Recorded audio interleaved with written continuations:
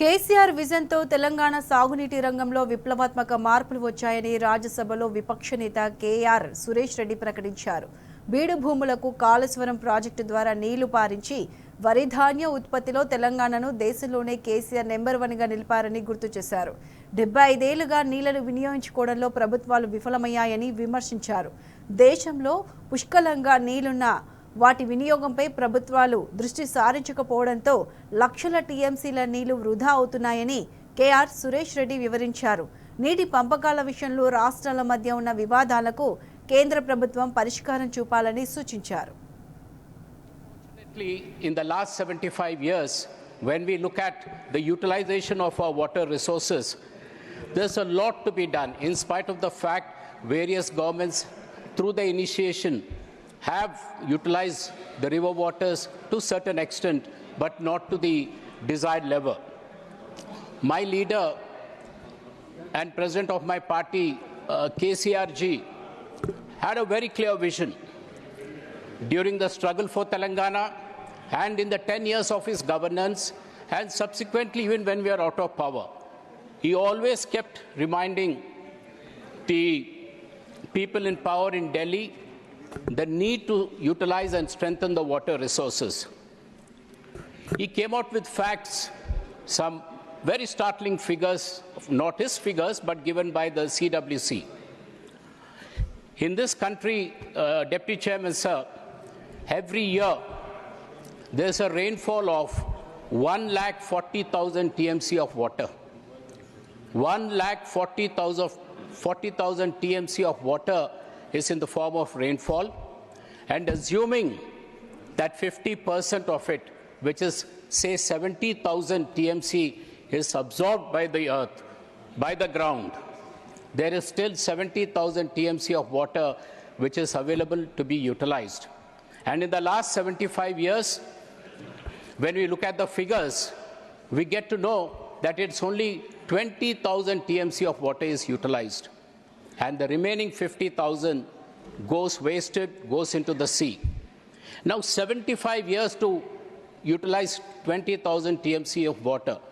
A country which is rich in resources, bountiful in rivers, a weather which is favorable for agriculture, and various climatic conditions which suit various crops.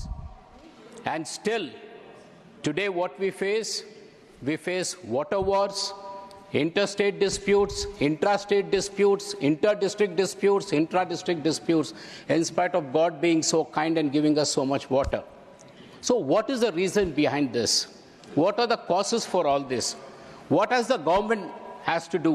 And when I really look at it, and as my leader KCRG keeps rightly advising us, is the fact that whenever there is a dispute, Chairman sir, now we have through an act of Parliament this interstate dispute water tribunals.